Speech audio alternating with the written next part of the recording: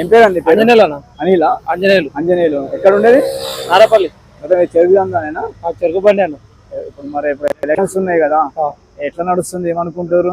BJP వస్తుంది అన్న. BJP వస్తుంది. నరేంద్ర మోడీ వస్తుంది. నారపల్లి అంటే ఏది? మల్కాజ్గిరి. మేడ్చల్ వస్తుంది.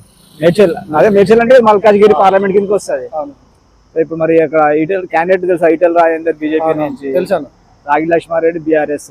అవును, టీఆర్ఎస్. కానీ ఎవరు రారన్న. ఈటెల రాజేందర్ వస్తుంది అంతే. వేరే వాళ్ళ గురించి మాట్లాడదు. వాళ్ళ గురించి వచ్చిన చేసేది ఏముండదు. మరి ఈటెల్ రాజేందర్ ఎందుకు అనుకుంటున్నావు? ఈటెల రాజేందర్ అందులో ఉన్నాడు అన్న బీజేపీలో. మనం వేసే ఓటు ఇప్పుడు నరేంద్ర మోడీకి వస్తుంది. అది పార్లమెంట్ ఎలక్షన్లు కాబట్టి నరేంద్ర మోడీకి ఇక్కడ ఏం చూడదు. ఇక్కడ ఏం చూడదు.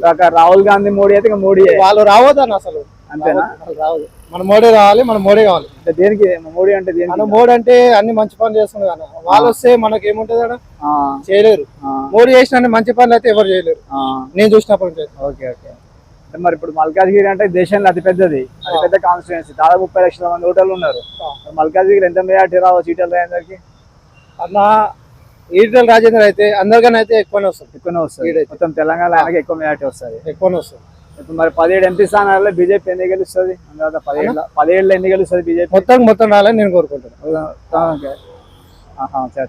ఎందుకు అంత కాన్ఫిడెంట్? మరి వస్తుంది అన్న కాన్ఫిడెంట్. నేనైతే నమ్ముకుంటున్నా బీజేపీ వస్తుందని అనుకుంటున్నాను.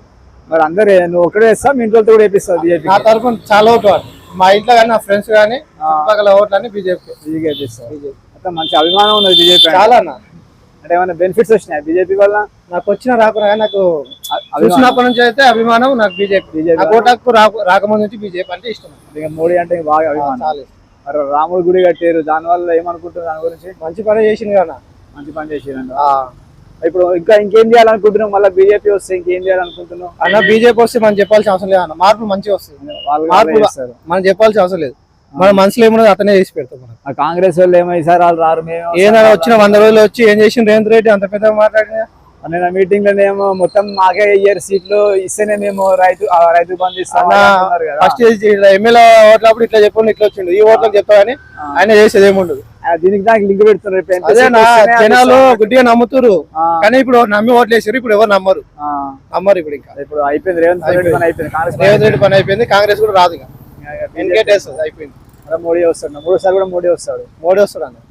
ఓకే. మోడీ కావాలని కోరుకుంటున్నాం అందరు. జనాలు అందరూ మోడీ కావాలని అంటారు. చిన్న పిల్లల నుంచి పెద్దల వరకు, ముసలి వరకు అందరు మోడీ కావాలని. దేశం అంతా మోడీ. మోడీ ఇక్కడైతే ఈటెల రాజేందర్ గెలుస్తాడంట పక్కన. ఈటెల రాజేందర్ సరేనా? ఓకే. Thank you. ఓకే.